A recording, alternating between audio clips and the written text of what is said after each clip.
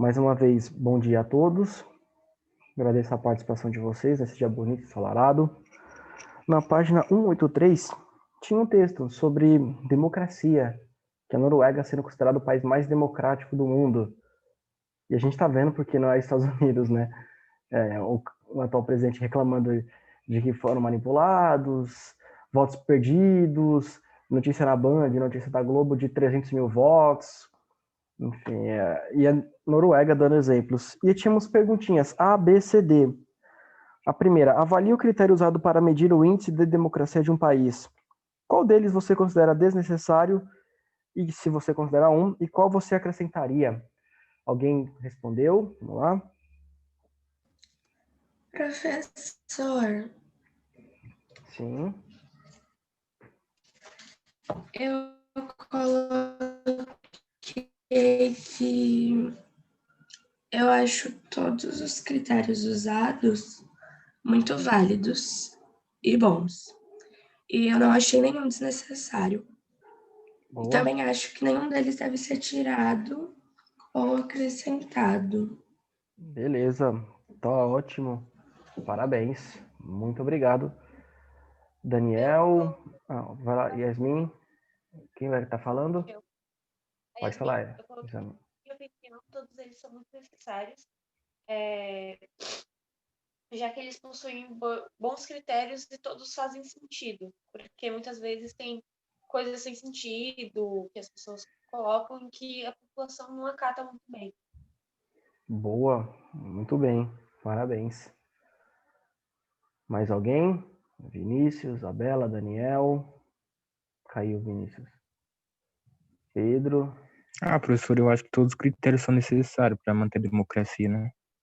Com certeza. Isso mesmo. Vocês estão de parabéns. Alguém colocou uma outra coisa? Daniel, Isabela, Tainá. Apesar de ser algo de opinião, eu concordo com vocês sim. Para mim, todos os critérios são válidos. Você consegue ver que um país é bem democrático, analisando todos esses critérios. E eu não consigo agora, nem na semana passada, pensar em algo para ser acrescentado. Para mim, tudo está muito válido. Questão da transparência, questão dos gastos do governo, enfim. Para mim, a Noruega está de parabéns. A gente tem que só elogiar, porque é liberdade civil. Você é livre para votar ou não votar. Funcionalidade do governo, é um governo funcional. Ele tem uma prática, ele tem um objetivo, não tem cargos desnecessários. Participação política, todo mundo participa, mesmo sendo obrigado. E a cultura política daquele país, como é que as pessoas tratam a política, conversando e etc. Os partidos políticos, enfim, eu acho que isso são os critérios para se avaliar. E tem lá primeiro, pluralismo, ou seja, você ter vários partidos, não muitos como o Brasil, mas alguns partidos com pensamentos diferentes, porque tem diversos tipos de ideologia.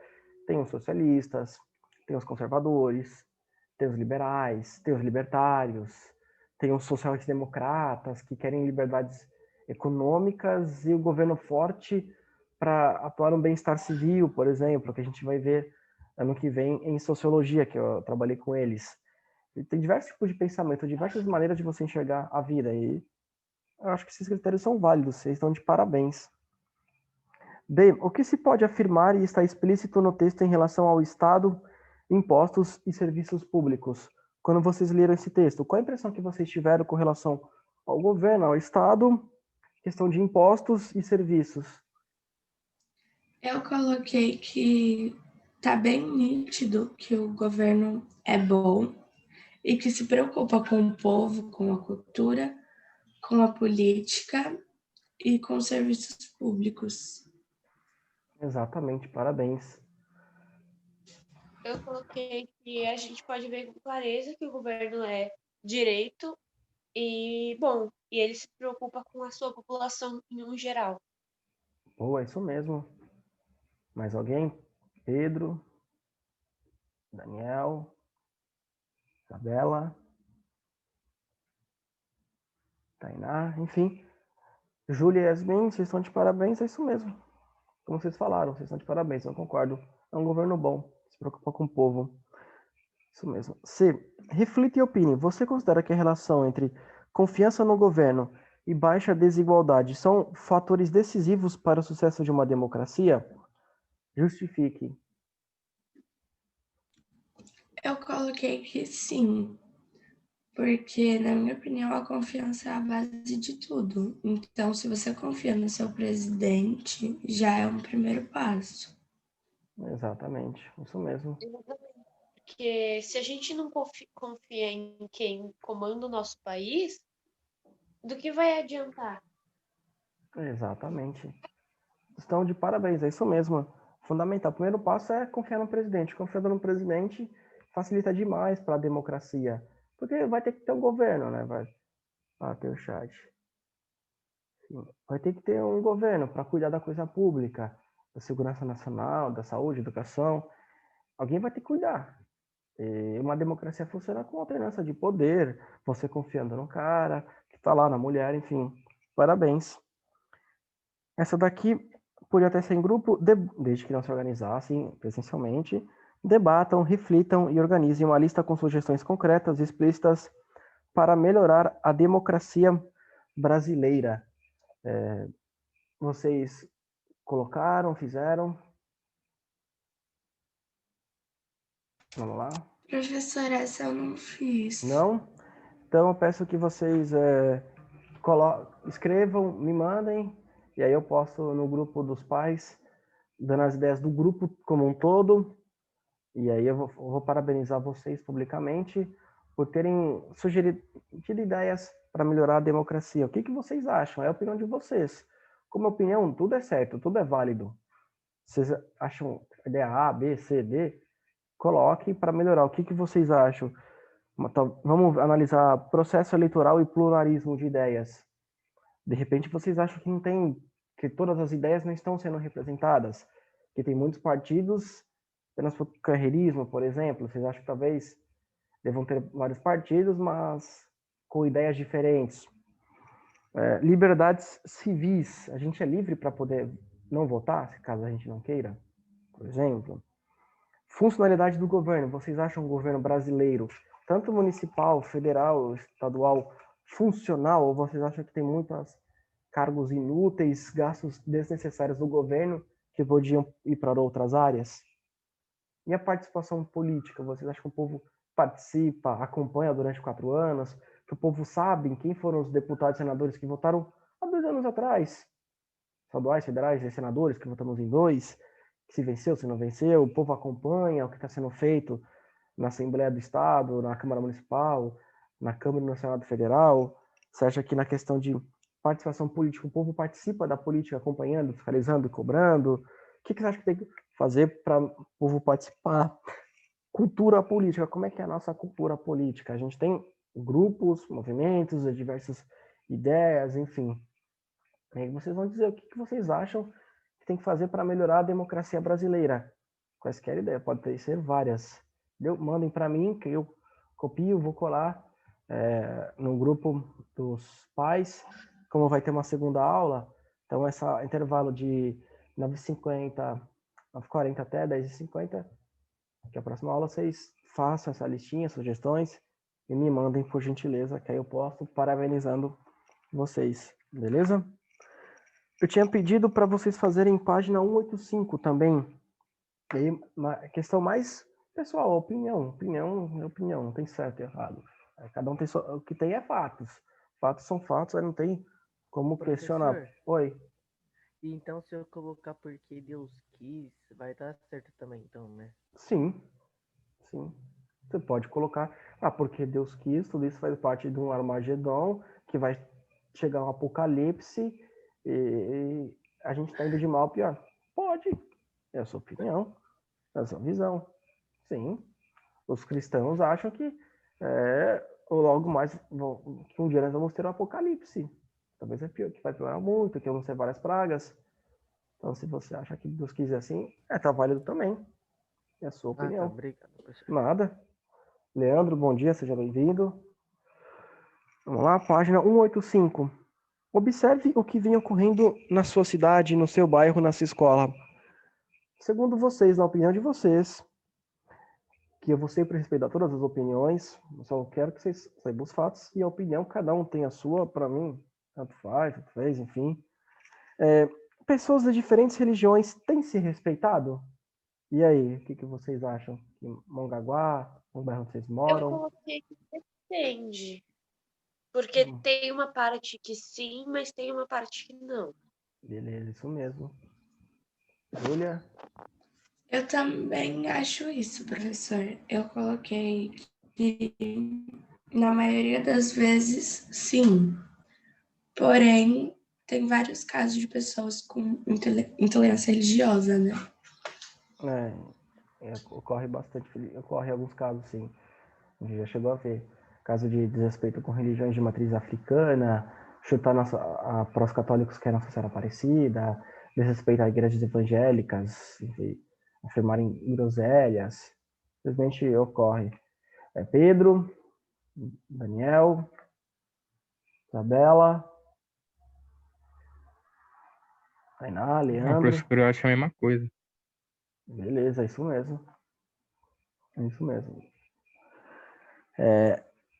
E você, tem respeitado o colega cuja religião é diferente da sua? Pra respeitar Sim. sua religião, você não tem.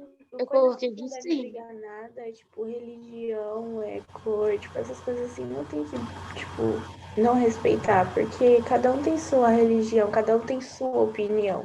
Exatamente. E ele Parabéns. tem que respeitar. Exatamente. O respeito é a base de tudo. Boa. Júlia?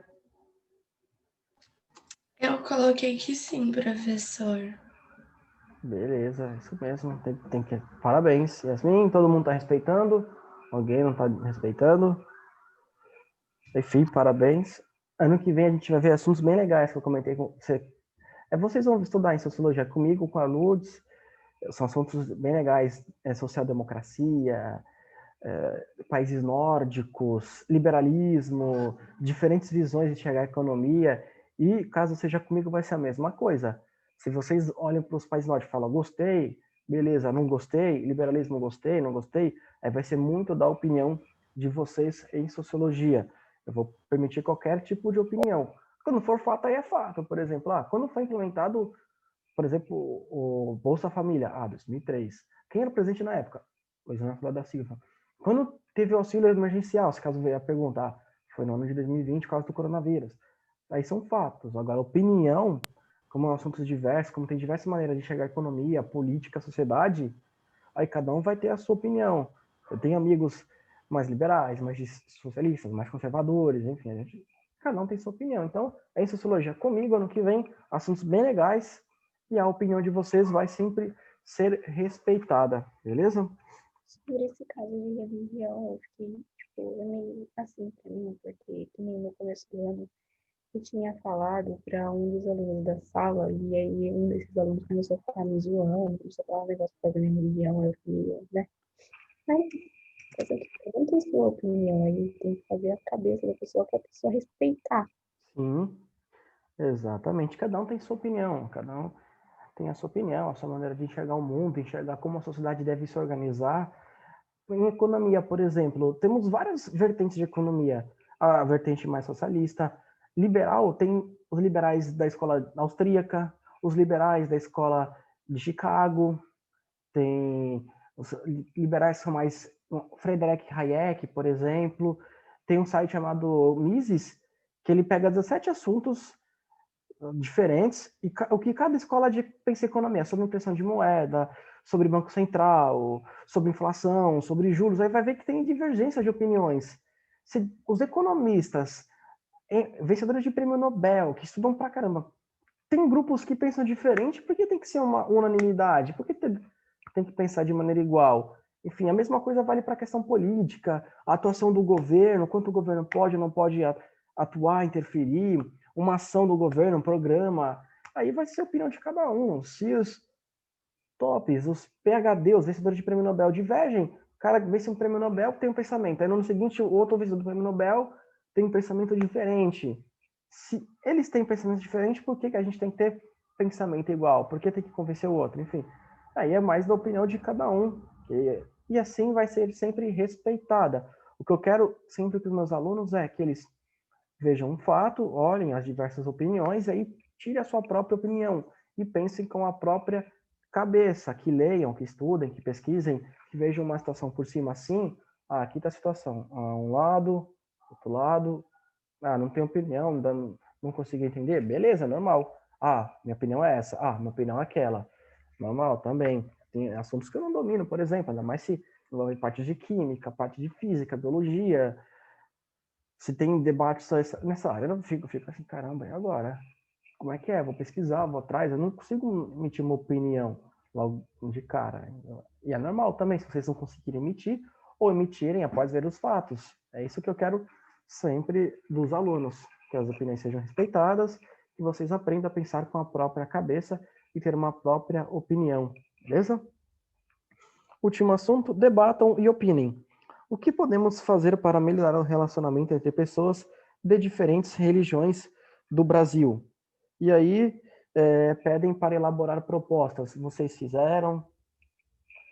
Bom, para mim, é tudo na questão, tipo, da conversa e do respeito. Porque essa é a única solução. Porque não adianta a gente ficar quebrando cabeça, brigar, sendo que eu tenho a minha religião, você tem a sua, fulano tem a dele. Não adianta discutir por isso. O fato de eu querer que tal pessoa mude sua religião não vai fazer ela mudar. Exatamente, é isso mesmo.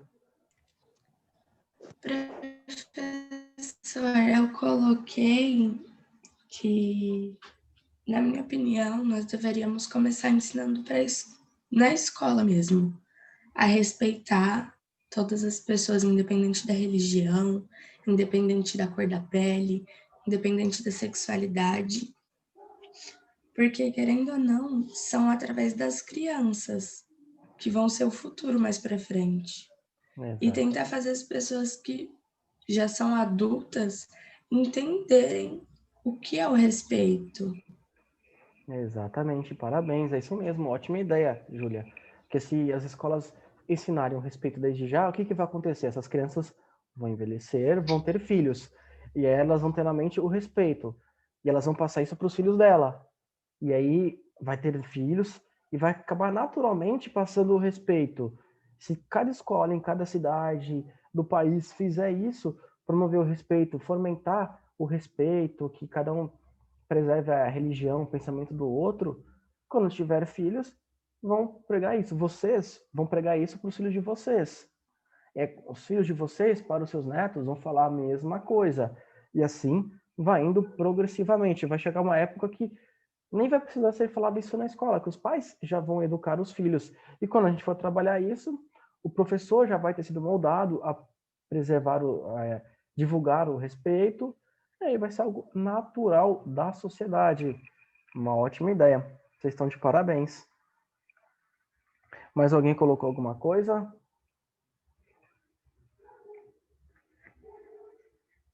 Não, beleza. Parabéns por terem feito essas atividades. É isso mesmo, atingimos o objetivo. Respeitar a sociedade. Alguma dúvida por enquanto? Não? Nenhuma. Beleza, Nenhuma. Agradeço por enquanto. Eu peço para que vocês coloquem na página 187. A 186 a gente comentou na aula passada. Teve até um aluno que, não lembro quem foi, falou que estudou uma faculdade e gostou. Quem puder. É claro que a gente está numa pandemia e tudo mais, etc. Mas quando passa tudo isso, quem puder visitar uma faculdade, eu recomendo. Até se puder visitar a USP, que é enorme, uma cidade, tem que se locomover de ônibus. Ou a de Santos aqui, eu recomendo bastante. 187, Idade Média. Que vai cair na prova vai ser até a página 191. Beleza? Conceito e periodização. Para alguns historiadores, a Idade Média é um período da história europeia de cerca de 1000 anos, que tem início em 476, com a deposição do último imperador romano do Ocidente, e termina em 1453, com a queda de Constantinopla, capital do Império Romano no Oriente. Essa periodização, que tem como marca inicial o século V e o final o século XV, tem recebido várias críticas. Nós as apresentamos por serem muito usadas em livros, revistas e jornais, ou seja, por ser muito comentada, divulgada, propagada, em livros, jornais, é trabalhado em sala de aula. E aí tem um textinho, para refletir. O termo Idade Média foi inventado por pensadores europeus chamados de humanistas, que viveram na segunda metade do século XV. A ideia era dar um nome ao período intermediário, ao que eles chamavam de Idade Antiga, e a época em que eles viviam, o qual deram o nome de Idade Moderna. Isso mesmo, esses pensadores que viveram na segunda metade do século XV se julgavam modernos, entre aspas, porque o estilo de vida deles comparado ao nosso é outro. Eles não tinham internet, celulares, televisores, computadores, etc. Tudo que a gente tem, ó, tudo que a gente vive, a gente pode ligar para o cara que está na China, conversar com ele. Um alemão pode conversar com um americano e um conhecer a rua do outro pelo Google Maps, Uber, Netflix. Um sul-coreano pode ver uma produção americana, enfim. Um cara que está no Uruguai pode ver um filme mexicano, como eu vi outro dia na Netflix. Isso, comparado nós a eles, o que é moderno? Ou seremos nós pós-moderno? A palavra que eles significava atual, de hoje, ou seja, o que eles viviam lá, eles chamavam de moderno. Não, nós somos moderno. Hoje a gente fala que nós somos pós-moderno. E daqui a 300 anos, como é que vai ser o mundo? Pós-moderno 2? Pós-moderno, nossa época, e pós-moderna deles? E daqui a 300, 500, enfim. É um debate bem interessante da gente se questionar. Tais pensadores admiravam os gregos e romanos da Idade Antiga, mas tinham desprezo pelos que chamavam Idade Média. Eles desprezavam a Idade Antiga, Média, etc. E manifestavam esse desprezo chamando a Idade das Trevas, ou seja, nossa, como eles viviam, olha, que coisa arcaica, que coisa antiga, nós somos os melhores. Hoje a gente olhando com nossos olhos do presente para o passado, como eles conseguiam viver, como eles viviam sem videogame, como eles viviam sem celular, o que eles faziam, meu Deus, como era essa vida. A gente vai naturalmente ter um desprezo para eles. A gente vive melhor, a gente tem vida de rei, enfim. Mas a gente sempre tem que olhar o passado com os olhos do passado, não com os olhos do presente, para enxergar aquela sociedade, para enxergar como eles viviam, se organizavam. Se a gente fosse vivo naquela época, talvez a gente fosse viver exatamente igual. E eles, da nossa época, exatamente como nós vivemos, enfim. Mas sempre olhem os olhos do passado como se fosse alguém do passado e nunca com os olhos do presente, com os valores, com os moral que a gente carrega hoje no presente. Beleza? Aí facilita muito mais para entender a história. Apesar disso, essa periodização e preconceito em torno da Idade Média persistiram até os nossos dias atuais. Atualmente, muitos historiadores questionam essa periodização e visão negativa que os humanistas tinham da Idade Média e argumentam que o medievo foi uma época de muitas e importantes criações, como a universidade, os óculos, o garfo, o uso de vidro nas janelas e o livro, tão útil à formação de uma cidadã. Tem alguns historiadores que falam, como é que você pode chamar a Idade das Trevas se lá que surgiu o livro? Que é fundamental até hoje. Por mais que existam livros em celulares, faz diferença você ler um livro impresso e no celular. Questão da luminosidade, questão dos olhos, questão do descanso, enfim. Fora que o livro está ali sempre, não vai molhar, estragar. Por mais que o livro possa estar na nuvem também, você pode acessar de qualquer computador, o livro impresso está ali. Você não precisa de internet, precisa de uma energia. Você pega e olha e lê de boa. E é fundamental o livro, não importa PDF no celular ou impresso. Já o historiador francês Jacques Le Goff não se restringiu a criticar essa periodização tradicional, propôs uma nova, longa Idade Média, ou seja, na Idade Média ele unificou as duas, que iria do século IV ao século XIX. Para ele, aspectos que caracterizam essa longa Idade Média são 2 pontos, ou seja, no século XV, os caras levam o passado, não, do século IV até o século XIV, Idade Média. Idade das Trevas, olha como os caras viviam, não é certo isso não, tá? Certo isso não. E aí, um outro historiador propôs uma nova versão, que vai do século IV até o século XIX, englobando esses pensadores que olhavam para o passado e diziam que era errado, que era feio, arcaico, das trevas, tinha uma visão pejorativa. E, segundo ele coloca essas características. Por isso que eu bato tanto na tecla da diversidade, do respeito. Na economia tem diversos pensamentos, historiadores também, diversos pensamentos. Então, não tem como a gente questionar. Cada um vai ter o seu pensamento e viva a liberdade de expressão. Vamos lá. Ponto de vista de ideias, a hegemonia do cristianismo e da crença na luta entre Deus e o diabo, que era presente segundo o historiador nessa época, virando a página, sob o ângulo social, a existência de 3 grupos principais, sacerdotes, guerreiros e camponeses. No que diz respeito à saúde, o medo da peste e o aparecimento dos primeiros hospitais. Quanto aos transportes, a grande importância da carroça e do cavalo. Com relação à cultura, a lenta alfabetização e a crença no milagre. E aí tem 4 perguntinhas. Eu vou pedir para que vocês na próxima live respondam por gentileza. E aí, vimos que no capítulo anterior que, depois de um longo processo em que se alternavam migrações e invasões, os povos germânicos se instalaram nas terras antes pertencentes ao Império Romano do Ocidente e lá fundaram vários reinos independentes. O reino dos anglo-saxões, o reino dos suevos, o reino visigodo, o reino da Burgúndia, o reino ostrogodo, o reino vândalo e o reino franco. Quase todos os reinos germânicos, que é na Alemanha atualmente, tiveram vida curta e uma história tumultuada por disputas internas e assassinatos. Suas fronteiras se deslocavam quase constantemente em razão das lutas entre vizinhanças. Alguns desses reinos, como os dos vândalos e dos ostrogodos, logo desapareceram. Um desses reinos, no entanto, prosperou e se destacou dos demais por sua longevidade. O reino franco. Beleza? Quantos minutos? 7 minutos? Dá para eu começar ali o reino franco. Se dá tempo, deixo só para o Império Carolíngico semana que vem. Depois de atravessar o rio Reno usando o poder das armas, os francos se estabeleceram na Gália, trazendo com eles suas crenças e hábitos guerreiros, enfim, sua cultura. Nos primeiros anos do século V, uma disputa armada entre os próprios francos levou ao poder um chefe militar de nome Clovis, o primeiro da dinastia Merovingia, nome em hegemonia a um ancestral de Clovis chamado Moroveu.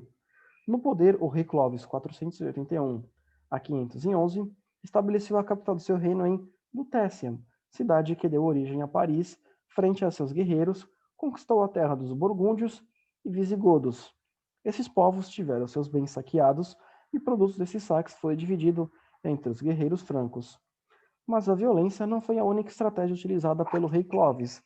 Para contar com a força dos burgúndios, o rei franco casou-se com a princesa do reino Burgúndia, a cristã Clotilde, e com isso diminuiu a resistência ao domínio franco. Ou seja, ele foi lá, estava invadindo, conquistando, casou com uma mulher, uma senhora chamada Clotilde, e aí unificou-se os reinos para diminuir custos com guerras, enfim, aumentar o seu império.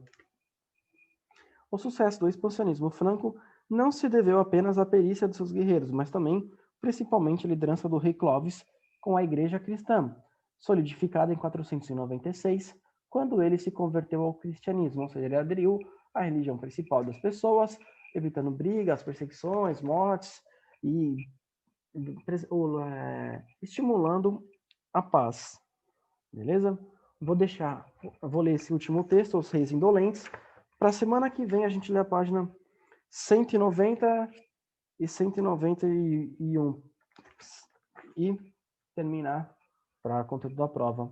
Os reis indolentes. O Estado, como entidade política, tal como conhecemos hoje, era desconhecido dos francos.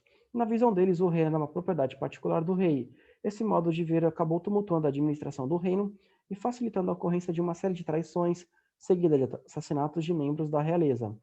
Além disso, os sucessores de Clovis dedicaram boa parte de seus tempos a festas, passeios, torneios de esgrima e caçadas, tornando-se conhecidos por isso como os reis indolentes. Uma indolência, não quer nada com nada, só quer curtir vida louca.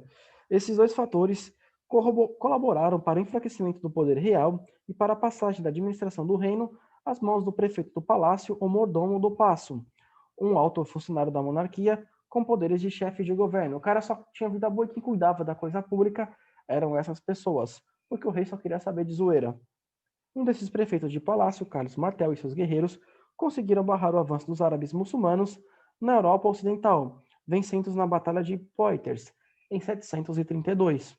Com a morte de Carlos Martel, seu filho Pepino, o Breve, Assim chamado por sua baixa estatura. Os caras baixos chamam o breve. Isso é breve aí. Deu um golpe, aprisionou o legítimo herdeiro do trono e proclamou-se rei dos francos. Com isso, iniciou uma nova dinastia chamada Dinastia Carolinga, em homenagem ao seu principal representante, o rei Carlos Magno. Interessado no poder militar dos francos, o Papa Zacarias reconheceu Pepino como rei e, em troca, pediu a ele ajuda militar contra os bizantinos e lombardos que tinham atacado a Península Itálica e ameaçavam tomar a sede do papado em Roma. Pepino, o breve, e seus guerreiros invadiram então a Itália, venceram os lombardos bizantinos e ali instalaram em 753, doar à igreja parte das terras conquistadas. Dessa doação originou-se o patrimônio de São Pedro, também chamado Estados da Igreja, que foram incorporados ao domínio do papado. Ou seja, o breve, o anãozinho, o Toquinho de Amarra Jeg, viu o rei lá só na zoeira, uhul! Aí o baixinho pensou, meu, esse malandro aí tá curtindo a vida boa, eu aqui me matando, cuidando da coisa pública, lutando com os caras que querem invadir, salvando a pele dele e dando dinheiro pra ele. Não, mano, tá tirando esse maluco, ó, sai fora, vai, eu sou o rei. Você é rei do quê, cara? Você quer saber de zoeira? Você é um rei festeiro? Que rei é você? Então eu vou tirar você do poder. Eu sou o rei. Eu que cuido da coisa pública. Eu que preservo o meu exército. Eu que luto contra os invasores. Eu que cuido da administração. E você é rei. Rei que só sabe zoeira. E o baixinho invocado foi lá e tirou o malandro. E a igreja católica olhou para esse baixinho invocado e falou, mano, você é o cara, hein, velho? Ajuda a gente aí, porque o negócio aqui tá 13. Aí o cara, beleza, é nóis, tamo junto. Baixinho invocado lá, o anãozinho. Aí o cara chamado de breve, vou chamar de anãozinho. De Toquinho, enfim. Mas o malandro era bravo, o malandro era, como é que fala? Guerreiro, o maluco era corajoso. Tá de parabéns, então, pra história. Aí ele foi lá, ajudou os católicos, falou, tá aqui, igreja católica, tá aqui, ó. Eu vou lá voltar pro meu reino e seguiu a coisa pública. O cara era bravo. Beleza? Alguma dúvida por enquanto? Nenhuma. Não? Vou deixar para a semana que vem a gente ver o Império Carolingo, que é a página 190 e 191. E aí vai ficar para a prova, a gente vê o Império Carolingo. Depois de ver o Império Carolingo, a gente corrige A, B, C, D, que vocês fazem agora no que seria a próxima live, por gentileza, beleza? Beleza. Agradeço a participação de vocês. Muito obrigado. Qualquer coisa podem mandar para mim. E manda, por gentileza, as dicas para melhorar a questão da democracia brasileira que vocês propõem. Professor, eu já te enviei, eu Já tinha mandou? feito. Ah, beleza, agradeço. Eu enviei no WhatsApp. Eu agradeço. Vou esperar um pouquinho, vou dar uns minutinhos para vocês enviarem. E aproveita nessa hora que será a próxima live também para fazer É para fazer isso. digitado ou escrito essa parte? As ideias, manda digitado para mim, por gentileza. Já escrito, aqui é a 188, façam no caderno, por gentileza. Beleza? Que aí vocês aproveitam que seria essa próxima live para digitar as ideias para mim, para melhorar a democracia, e façam a ABCD, beleza? Muito obrigado, tchau, tchau. Agradeço a participação de vocês. Bom final de semana, fiquem com Deus. Tchau, tchau.